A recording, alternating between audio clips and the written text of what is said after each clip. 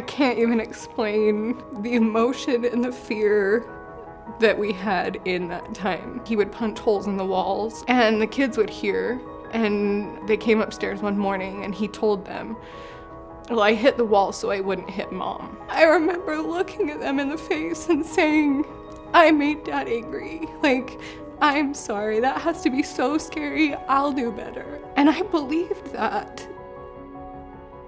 And I remember looking at him and I said, just let me leave. I know I don't make you happy, that's okay, just let me leave. And he just stared at me and said nothing. And so I started just trying to walk towards the stairs because I didn't know what to do. He came around the couch and he grabbed me with one hand by my throat and picked me up and slammed me back on the concrete. And I just remember everything ringing. Like I could see things, but I couldn't hear anything. And I remember reaching back and I pulled my hand out and I saw that there was blood. He walked me upstairs and made me lay on an ice pack for like an hour before he would take me to the hospital. I was so out of it, and I remember just laying in a room by myself. I know they did like a CT scan. I ended up with 4 staples in the back of my head, but I was by myself. Like, no nurse really came and talked to me. He told them that I fell off a dresser trying to hang a sheet in the basement. And I think this is another moment that I look back and wonder, had someone just asked the question, would I have said it? I was by myself. He wasn't with me. Like, I had the opportunity to ask for help and I wasn't aware enough to do it. I think it goes back to what I struggled with most was seeing my self-worth, and it felt very selfish and scary to choose me, but the second I did, it felt so much easier. And finally, January 2nd, 2021, he got angry again. Same kind of thing happened, only this time he threw me out the front door.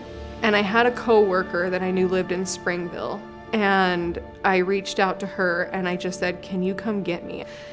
And she showed up.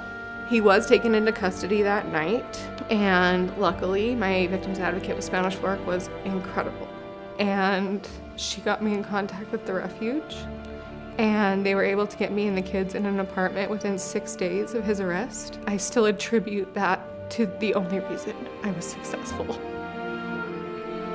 The refuge was able to bring us over like a basket of basic resources for like kitchen things and then just different things that the kids needed. And there was a representative from the refuge that was able to come with me because I still didn't like leaving the house or going alone. And never once did they make me feel like I was an inconvenience or a burden. And I had felt that for such a long time that it was such a relief to feel like I wasn't an inconvenience to someone. The mental stuff is the stuff that still sticks. Don't write that off as not abuse. That is abuse. That is the stuff that still affects me, not the punches I got, not the bruises. It's the emotional stuff. So catching that and realizing that you don't deserve to be treated like that is huge. That was the key for me, is being able to trust myself, trust my decisions, and know that it's okay for me to have opinions and talk to people, and those are not bad things.